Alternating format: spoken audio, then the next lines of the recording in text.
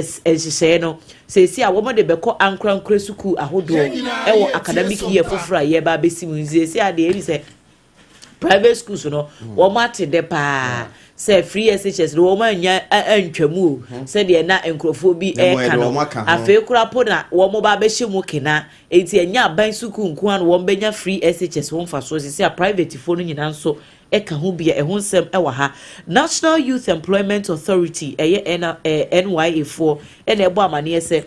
National Apprenticeship Program ya wo de abeya na no mampani kopa ho ntoma se emabunu ni tichu ya wo mo wonsa anunwuma ye betimi aboa wo mo na wo dwumadi ahodo atimi akonkan no wo se form so no a aba no a ye de be apply no obanfo bi ton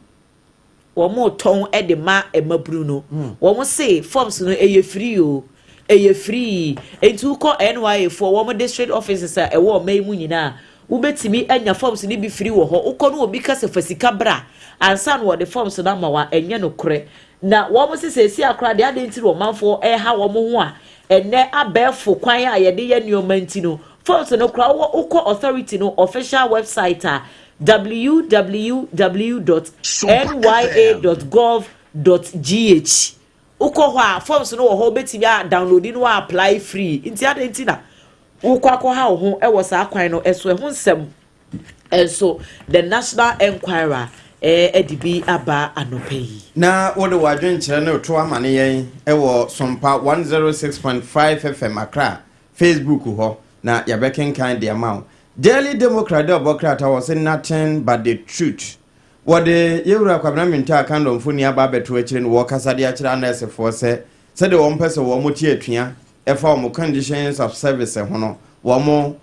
ma no nso hwa ma wo mo mpem enko wanim anopai the high sense nyen ne chance enti abampapa aba ebeboa wo mo a ma wo mo emfa se bia brechire so no enkobodwan so Daily Democrat ene ebo amane afi wode yewura Emmanuel Makofibu a so afọ wo hwe agudie nsase na imu adodo de ho nsomfoni abeto akire wo chese eba agudie ahodo a yewo eno ewo se ene ye fuela ebema Africa yempuntuo yebetimi esine kwan so pa anopai ene da hai ene afi ofa aba Africa fo nso wonum a aben ewo hwehwemu mu ede aba beto so se wonum ohwe animu adoma ye hwehwemu mapa se beye ne yekuafo wombenya abapapa adua na adoma boa ama esomfa so nso yedi ne peche na we no cowpea pechere atidua ena wonum eye ho adwuma kese eno ho asem anopai Daily Democrat ede aba beto ha na adentan wonum abie Senate office foforo kura ena Director General ya woda Senate anode to so se no digital innovation ena ekoso panti obibia mfa ne ho nyim Senate no se un register bi na untua bia emfa ho se wo ya ban anankurankura adwuma ebehia se wode wo ho ebehiem anopai Daily Democrat eni amamfa the Daily Guide the Democrat alonso entwaso or say Ghana's favorite newspaper na Adea Akye de wa ha yaboso sanso na CJ enso ede no ma metokono injansha na ohwa amaso no so yaboso na Iyoko grants untumi bill enrada na ne lawyer panyin lawyer Adea Akye Abia wodi tudwa se Tuesday no anajo no omunya bill na mom esanse na ho matwamacho ahodo ne mabia waso mu disisi emuma ne ye kama no omunsanka ne nti na ema no twesensen ne nti krata the Daily Guidance so de ho de ubo aba na upon yes madam 10 arrested in cybercrime crackdown enra ye kase so ye de tudwa no correct sa Sompa kase de etwafa ona na ya na krata no so ma ya krado krata isemo ayemo de ba ye nyina no straight from Sompa 10 arrested in cybercrime crackdown say enipa be say edu ya ekwan boni abefo kwan so mo fa so e de bokro no yese wonum de awram wo my Ghana mase no nti no police for ensa aka wonum ya kratia di mu amanebo ba na chese ye Ashanti regional we say na bi wo mo wa ha say no mo say Ghana Police Service cybercrime unit Womone eye Ghana Revenue Authority GRA4 ene to kese ya sa nipa bonefo be se edu we se no wonom ensa so won pechi na osi 2 jailed 7 years for defilement. Emrante kwa mienu ene KJB District Police Command no ena achi won baako din di Joseph Boatin Elias Edin Penny aka Small Pepper ena Joseph Boatin aka Small Pepper makonkuma na se makonketwa ana we be kan se mesoa ne makonketwa ena Hashiru Zuluka nini dodo na afra ne scare them ti we huna wo mu ese ayi aprenkensema wo mu ha wo mu ni no de kire nti sa hot ayi small pepper ne scare them nipa mienu o maami awo didin kama ma ayi scare them na me de na small pepper na we mo akwa akwada bi small pepper ni bi amoma kofefe no ama KJB District Police Command no ensa asomumu a wo mo areni wo mo before court and court na gina say ya wode abane said they should go to prison for 7 years say won makodi abonefo semsa na yensa na ho e de amamlante kwa no na we senye enubone na abenomu a we oti radio mu wiens no ma say adwane o ma sa akwadwane akosie watu pia fa adwane na wonim say ade na wo ye no enkaye anka wo dwane wo kala wo say wo ba no di asem na no mo ka o machi na wo dia wo ya no ho no ya ni asem pa de ka no wa chinti no we ne kakra krata no so de aba wa hase nom na focus on exports to stabilize city. We are buying a footso every senior fellow. Ya wono ewo Institute of Economic Affairs, i.e. Dr. Vladimir Enchidanso ho ekoma se wonu ma hwa toto ne mama sidi na hoodin abemwonya na ya gina so dia na ekwan pa umbefa so ama wonu matimi ama no agina da ma stabilize no ene se eniema yedi efri ome hase nom ekwa ama no ne nso no yebema yeni akwa no so beboa ama Ghana no yetimi ama no sikasem no sidi no so etimi agina ye na minority to drag foreign minister to parliament over US mission closure. Dom kumano na enua da ye kanu ye kase bom se deputy minority leader asokwamra shebedwane mame Patricia PJ Ochese ye Samuel Okujeto Ablakwa foreign affairs minister na nse na asemo a wochire se Wilfred Boatin bi ene ye wa BFM bi ewo eye Washington DC Ghana so ye anase bia atena ye wo ho no wo ye adwuma no no asa BFM nti obi pese otu kwa beje passport krampo na wakoa no te sa akotokore no de afa ho na oji sika ne gu ni botom ewo no akasa no so ehu ye nti no enam so ma keta shaplo ye kanka ne dream de fa kadam bi koso nti no wonum kyerese wakwa akotom korekore no ena dom kuma na kyerese na wo se wonum de bana se ye Rasam Okujeto Ablakwa de bam na hyebedwam ebeje wa adwen kyerɛ no won susu ye ansa na watu anamo se wode korekore anase credo ekwa akotom na se wodi utumi de se me ye foreign affairs minister nti no wankasa wo sigina ye bisa wo se emakwan sente no wonum etwe no aba na botaye anase enyina so nti a wo fa so no wankasa de ne tumi de mu eye sa de no wabekirem de ama wonum so ahwenti no wei ene asem kakra ya wonum so omode banana na akomia na yese ene ono so deny say on sell STC state transport what STC ne say state transport corporation and yeso mo nsa asibi ya ade a yese wo to no se me na akomia na enyamia wo se NDC na na akomia denies selling STC land. NDC rather did say what the sobo no kukuru de akwakobo NDC phone tiapam kakrawia anope daily guide the obokrata and the buy na mabobo so na obi e Facebook no na wa kan amanfo adwene adwa yenko na daybreak na mede eto so na wo hwe ha no mo a wo kam ye no bom kra nkai me de no last one okay daybreak no ya sembisa kese no de aba wasi obisa se anyebia justices Bafo Boni Owura Amadu Tanko Justice Kulendi ene Justice Kofi no anyebia womo na se si akwakoye anti Tokonu squad ya na se niema mi fa mu nyina no Womo ena ama niema mu aye den ede ama Justice Gertrude Tokonu ana eya sembisa eho asem ewa hanom mamemfa we ensore so na yenkenkan messages ni bi na wo hwe ha Reverend Doctor Evangelist Mama Pat wono ena ne mfonyini eda ha krom ha de wo bo ne ho safo hene se wo ye Reverend Doctor wo ye sofu mama pa Evangelist wono de no yiru wa yefi ho Evangelist Mama Pat ne mfonyini da ha ena yera hopes na doye enso mfonyini eda fa na ye ka sei Mama Pat se wo de hopes na doye wa ko report no ama CID fo se wo momwa no na wo munye hwehwemu adan ya wo se yera hopes na doye kwetena TV station bi so won kran ha na enkasa yemu no ena hopes na doye se ai Mama Pat woni su eni ban won se na nsem hopes na doye wife Empress Gifty no woni Mama Pat enya pa enya sem keto wo se si to bi kura si to bi kura ba mu ni ade a no wo se hopes na doye kwetena TV station so no wo se NDC grant mu hia Mama Pat wo ba bia mommo no mommo no pa nkyere no nyansa kakra okrom ha no wonya esebinse nhunu no a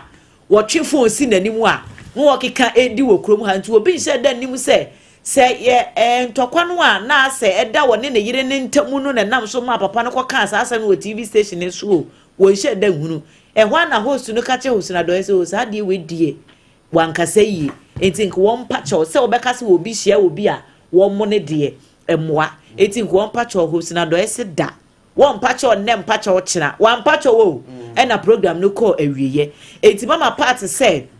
saa de no a opanyin no ye no wanze si a wopia bonti a na ehu abono enti wakọ report asem no de ama CID fo a wo besere se wo mu emmoa no na wo mu emfa owura hosina doye enyina baabi esese wo gina eho nsem wo day break emu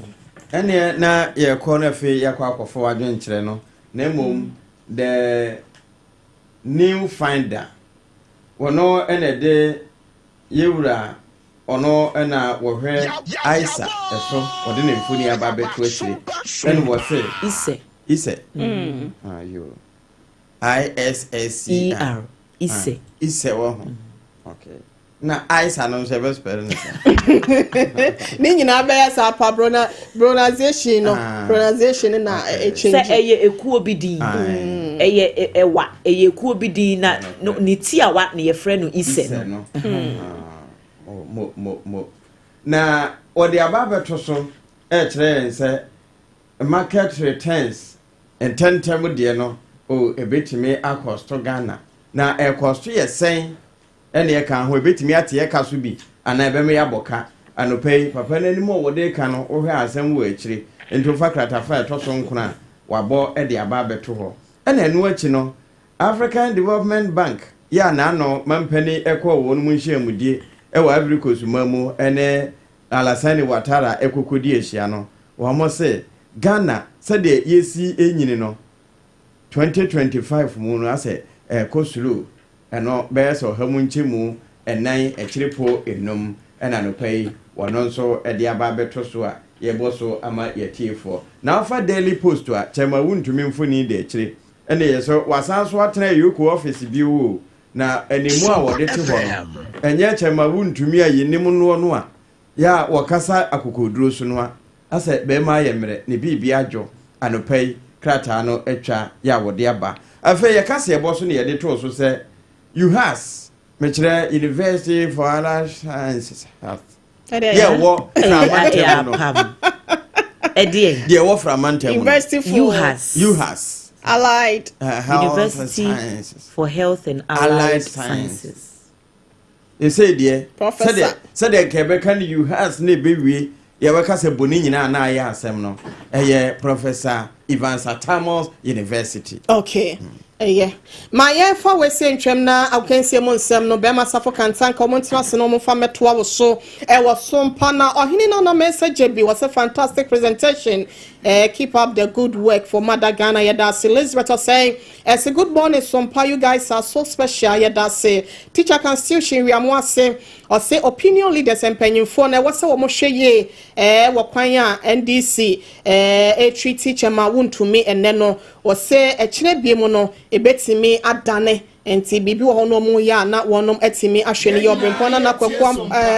ampoma one also say good morning guys was say yeah adwuma so na yedamu clear Catholic Hospital Our Lady of Grace Catholic Hospital Bremai Esikuma was say more fire that say teacher kujo tepanyine so and was say power is transient and 4 years is now 3 years and 6 months. Do your worst, but power will change. Said the Aquason was say a brebe timia done into to me no munya. One tom was say Kwame reaching so as well share from Kumasi 21st clinic or some madam on please you have been you offer me so mafim upon and now we are more what so say Ablikuma and or different Ablikuma Central was a good morning Sompa morning crew. A very special greetings to Teresa Alaba Henson, staff of controller and accountant general department. Have a blissful day. Cheers. On also dear what the Bayenfa was saying and sorry and so now positive change Madina and on also the way say if you say MPP can make all the noise they can make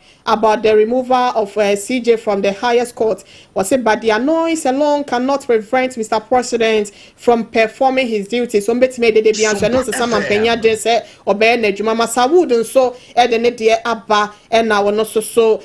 said the attempt by okay ni nyina fa CJ nsem ne ho PSA kwabena yedamu nyina mu ase akoso je wakode tumpo de ba minie wone be masafo kantanka wono ba betena sena ukansie mu nsem no wode atoa so medi do Owoahene re mame akua yeboa asia mablonya brewati anope mini aba Adua asare enafe triple man ejapia apamdada enti ene show ni nyina wafa ala asompa nkransa any birthday enti yede mana so nkokwa ansokra na yede wusie no said the ya ebeka no we sports in a pack in a sack from light from dark enti nkwansa na hala ne pade nyina ewo. This is our own, let's cherish our own. Ghana Premier League is back again. I say this is our own, let's cherish our own. Division 1 League is back again. This is our own, let's cherish our own. Ghana Premier League is back again. This is our own, let's cherish our own. Women's Premier League is back again. The what can one and EJ can one the ration one the what can one and EJ can one the ration one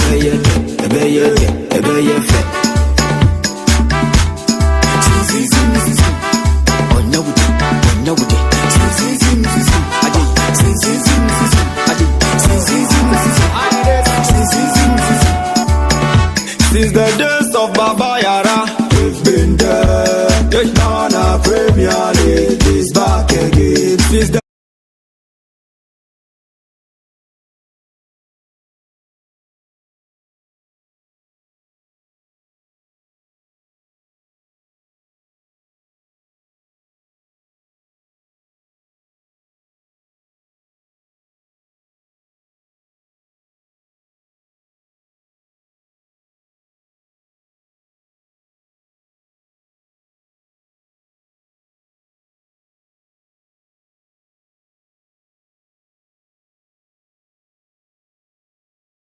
Asena seda PSA and so ankoma the news team no sansa wama dawroma anama nano peso so yesu yenya kwanya no ni aba betena se na yese wo sori se no na wasa wo titua so wonsa no wonai bibia ejinejina yesa no anasa wo dia seda amatwedi ampon no sansa nya na dawroma anka ye ka tiasefo a menu mie no yenso yenka wo bi na mepacho ma mefranto animo se ye tena se no anasa ye sports no ankasa ana ya debra wo wunim se jase media fisam ne pasa no a na nana safo kantanka bema ba wono so de nkrofo mama so nsam no enso atumi ababa so ma ha ya sompa 106.5 Sompa 106.5 me patro ko ban se no ya join me live e wo Facebook no so eno ya Sompa 106.5 Sompa 106.5 eno no kakwa ye free waba wa dwonkyira na sensusu ye no de forward ma ye brepam ye benya daje ne akenkan ne kama enso atumi diama o na wa memfo nto wani musa wo yo ba na wo bosome na so na pasa nneoma nyina ta anso tumi koyie de ma wo a eye secure sanitary pad eno no ba bia hia se wo betumi dia bɔ ne ho ban na boa ama wo bra no so atumi akɔkama ade ama wo se we amfa wo no heavy flow sane wo bra no anka se sime pa no secure sanitary pad na betumi aboa wo enti we senior high schools awodo mo wo bibia da hia bi se wo betumi dia sane trunk mu na nneoma nyina da atumi akɔyie de ama no me patcho me din ene yakosuye je wakwade boaten na entantam so ne yempɔnwura mu afisa mu na yemfa mu sansam kakran fama somu a na wonim se transfer windows no me pato enche kura mpanyifo be bie de atomo na ma memfa nto ani mo se on 23rd June 2025 no edare yajuada ana summer transfer no me pato betumi apie e wo Ghana football ni mo na ebetumi ato mu a akwakosi August 24th 2025 a boy 11:59 pepe na se transfer windows no one more to closing no hanu a eno ne kakwa ye free waba na per report a mejetie ene sa branch ani di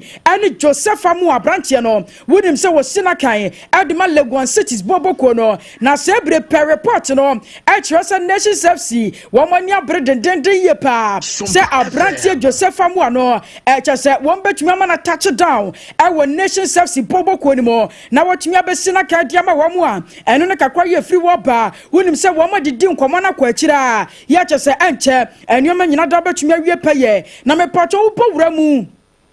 ewo crop ye Kumasi Asante Kotoko bobo kwanimu a me pacho ma memfa nto animo such as abranche ne din ani Saidu Mohammed no abranche no sina kadima brekum Chelsea bobo kono na me pacho per report amejetie ani se crop ye Kumasi Asante Kotoko wo mo ni dia abranche na kyese nyame ya domu a transfer windows ni nya bie pe wo betumi abranche na keka na otumi abesina kan e dia ma crop ye Kumasi Asante Kotoko a eno ne kakwa ye free waba na ma yemfa nto animo say officially crop ye Kumasi Asante Kotoko boboko no wo mo so tumi de letter apie monte so na me pato krata na wo de pa ye no wonim se na nsem ye bomamane se international football tournament bi aba be koso wo Nigeria boboko ni mu a chese crop ye Kumasi Asante Kotoko wo betumi asi one makan e wo sa tournament aba koso e wo Nigeria no na me pato eno na Asante Kotoko wo mo so de letter pie dwa officially ye wo mo chese hwa enya dia sa chese ensansam no ne namwo no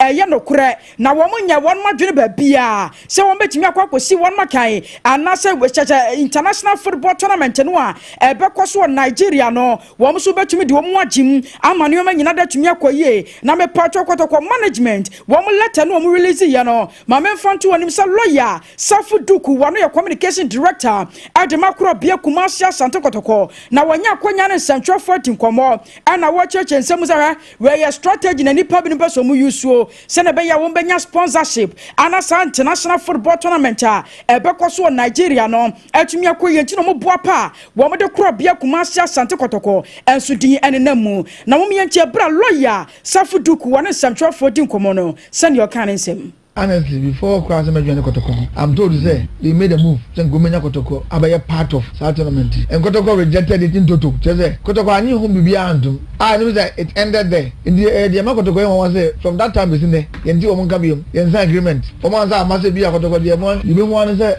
Omudia part of Omo by you want to say a advantage you almost take Omuzu Kotoko, a platform normally a promote tournament, which is not good. In the beyond the area ground, yeah, take images be take us in Nayari, Akumi. I was your way, our communications director, Adema Crop, ye Kumasi Asante Kotoko lawyer, Safu Duku na me patro ya turning kano. Now when him son nanwada Kotoko, IMC meeting because so I'm a management you know about two judges say we run D and Abdul Karim Zito Bapano, ne performance near superb pa ya chasanya sem ketwama, and the sebre one agree. So ra Abdul Karim Zito, Nyami ya Tumua one be head coach, Adema Crop ye Kumasi Asante Kotoko. This is season chase wo mo e fa no permanent a eno ne kakra ye free waba ya wo mo appoint ne wo mo se papa no won na sebre wo ye head coach edoma kro bia Kumasi Asante Kotokode nanso IMC meeting ne kwa wiye no wo mo chase ne performance na wa hyase a wo make e wo Asante Kotoko no e ya de betumi aboa e wo so mo tumi fa wo no permanent na papa no so tumi baba boa se head coach ne makro bia Kumasi Asante Kotoko na me pato ma me fanto wani mo se on Sunday game bi betumi akoso e wo Baba Yara Sports Stadium wonim se kro bia Kumasi Asante Kotoko won ba china fie na woni Mediama Sporting Club no enso tumi asia kan eno na coach ani din ane Abdul Karim Zito wanya akonya ne Central 14 komo ahead of Sunday game no. Well, I think the normal win, because if this is supposed to be our last game, we should make them happy before we leave. So nothing but winning deserve to be given to them. I used to respect or put importance to my large man before competitions. I remember when I was with Dunjamsi, I played against Mediama, and exactly how I planned to play against the team in Africa were exactly the system I play, and then I succeeded. So Abusia we kakra ye free waba ya me pato ye jejemo anso tumi dia ma no nim say on Friday no wo Accra Sports Stadium anya Senkuma kra e brought my 11 wonders me pato wo so beba wo play off game e dia tia RTU a eno ne kakra ye free waba na ma me fanto wanim say team a wo so betumi adi nkonim no wo betumi anya qualification na Ghana Premier League no wo tumi akwakosi na ka wo mu a eno ne kakra ye free waba na me pato eno no run di and Apostle Matthias when him say we administrative manager at the match my 11 wonders now one so nya konya kasa no whatever out to you for one nya serious okura say was this game omutumi bobie Premier League no ba say ne oye na no sa no san so ba be ye ne nti na pin for cat him say ya unimu wu a ya hwenna nti out to you there me I see it to be say they are not even serious, they are not ready for the Premier League as at now. So I said this kind of things, you know, if you know what take step what to one among one who teams say me serious individually at you as a club, and you say okay individual people be and ya punish your money because of that, you know, it's okay. No, so that's it. Until now the team, no, I was able to be a team stand up. So that's it. Until taking take step in the day. I have not seen any necessary step. I want to take a serious concerning that issue now. You move back, you move. Mo ba kokra na chese we ne kakra ye free waba me pato ye jejemo enso tumi dia mamo na wonim se RTU supporter ba ko a ye friends say one double one so nya akonya ne Central 14 koma no chese we one nyame ya dom wa game no ya Friday betumi akoso no ya te obekọ bi na brofo abapa na hwiagu wonom no enya asem keto amom yentie bi mra. People are crying, supporters are crying, and deaf people too are crying. Those who are living in aggregate in the cemetery, they also crying for RTU, for Abanga. But Gloria to be their God, we will manage and kill the suckers. My final words is behind to RTU supporters to convert themselves, to remove their water to the park, not available to the field. People stop it and Kabbalah Gabahala. Nasa Gloria to be the God no ana just a wajejemu dia go where ya brofo pa ya one double one kasa kretie ya wade ato one ma watch say nyame ya domu a RTU one mo hwe ani mu sem konim dia betuma ya wo dia ma mpacho medin kaka cho say kwamro no sa no a nasa nanasafo kantaka bema ba one no betumi dia wuramu o ebra homeka hit patch no wo somo adiama yenti yempon wuramu ntantam so na nkrofo akrokro so nanasafo emfa entoaso.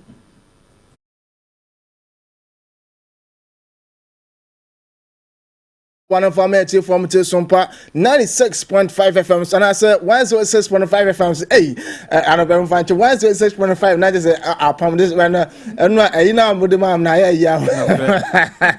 and in China pay a rap kakram nice Rambo kakram. So Adama Unum said no UEFA Conference League no match back one. I say when the grand finale no game so 18 months. Nobody dimu commander Unum said no Manchester United. So 18 ko ball friendly game one with Antoine time. Now just against Association of Southeast Asian Nations and I'm more you say no more boy no and just game no banner we no there's so much money recover Manchester United Ruby Amorim and the team on almost so anti-Martin and after the game and they so reverse Ruby Amorim that na man you creative no dey na question no chema say United lose partners what one man na times of free cute yentin sama reference Ruby Amorim head coach at Manchester United and sorry to that. we were slow, and we still don't have in us to exercise in training every game. But the important thing is that we didn't have any injury. Some players was a risk, but we want to respect all the fans and put all the players in the game. And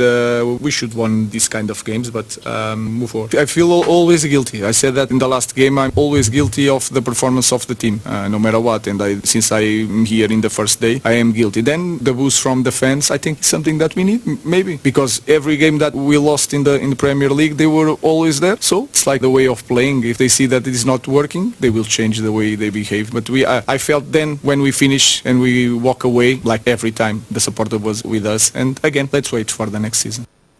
We want to enter some reference of Ruby Amoremat coach and so the one Manju and so United team pre-season to we can friendly games and master Tombo Bonkakra can send a pre-season on Manju and so 8 months at so no months after we then we did but when they and then somehow Ruby Amore and so to ja and pedal with some minor chief for the team Tomo show say Marino and so I said in common kakra and I say everyone Chelsea and so Robert's game and also 8 months now Marino ever to say Chelsea team no come Ubiati. So Chelsea team any day, any time Bianon or Basso any Champions League and the final no corner there now is Chelsea with Marine, but Chelsea Champions League want to room Europa and as a Conference League on and cup wouldn't say Chelsea Adea and just why you say Marino di Tuja. What means for Emerson only him can say. What means for me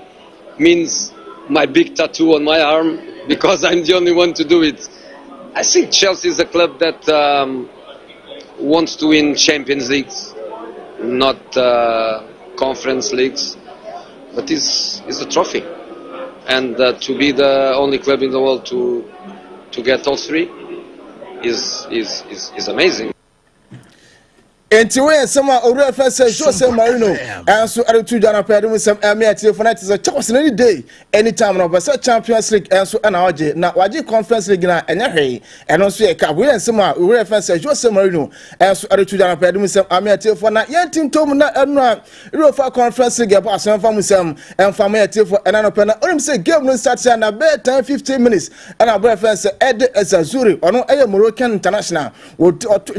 maybe a far born or Chelsea players by me and say, oh, Maso, not I say, oh, but for him, oh, baby, I'm doing the Marinary, and they started second half, and at 6 minutes, not Chelsea, Ababa Titikaba, Silly game, like 4-1, and 10 like Kevin Banareno, not Chelsea, Shafo, Ama Ribetis, and so on, Etimate, Kanubako, and I don't know, boyfriend, say, Kopama, and first half Kopama, who's by second half from Kopama, see from a bed, Manakama, no Kopama, Chima, hey, or Moniaji, Papa, it is some Kopama, and so to that. Cool, I'm gonna do one more here, Jake. Wait, can I ask a question? Who gives player of the tournament out for the competition? It's the UEFA question. It's the UEFA Technical Observer Panel. Can someone tell him that? Told him what's it. Okay. Thank you. Kopama no not just say I'm here proud to say like Conference League no almost so etmaje nani coach ayo reference Enzo Maresca. Na ono so after the game no ono so central forward nko kan we say first half no na mentality na nya by second half no then o team say mentality at Chelsea umetima take Enzo no achi no Musa Benya then really goes no Enzo no yet so reference Enzo Maresca head coach at Chelsea Enzo to ya be a starting point to build a winner mentality. You need to win games, you need to win competition, and for sure the trophy we won tonight is going to make us better,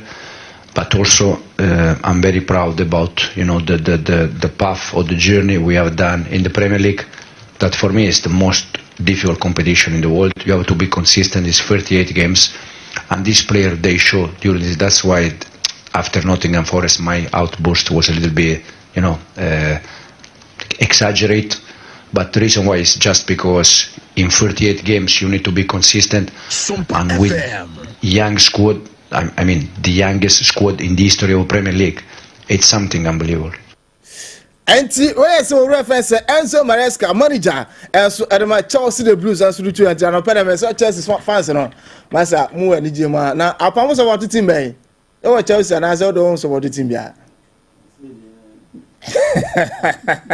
Can na mo Chelsea bra na esen wo ho no oni dropper wo ho no na wi e number Madrid kakra nti wi Madrid fan me almost sympathizer. Yeah, for the first I say now, can hit patch and pay almost so I say, and that would do 7 and so 18 men. What you know, I'm gonna care home meeting with Dinkro from close to 7 at the bar. Patch and pay Joe Diana Bianso, intim and come up 0599802297 now. I'm with my just now. So, when Sass met my come now, oh, Jano, when I'm there, Yano, now sweat Madonna, wiki, and there Yawada, a chin fear the weekend, they see a pesca. Ne enjoy so until wait my pesca enjoy. Unya hom can hit patch na aboa na yaw no nyina yi da fu so na watima pesca na weekend yetim enjoy nchade si na Apostle Franco say enso ade nyakopon asem atoa so Victory Castle Chapel believers work of victory enso ebo akwamiti sako yen wrap up na afi dimo dia kan to so Abusuana chasa ya soroswo kona na safo kantanka ana me pacha wote ne gasa mono ne nsam no wojeje mu adiago wode ama wo no was this is our own. Let's cherish our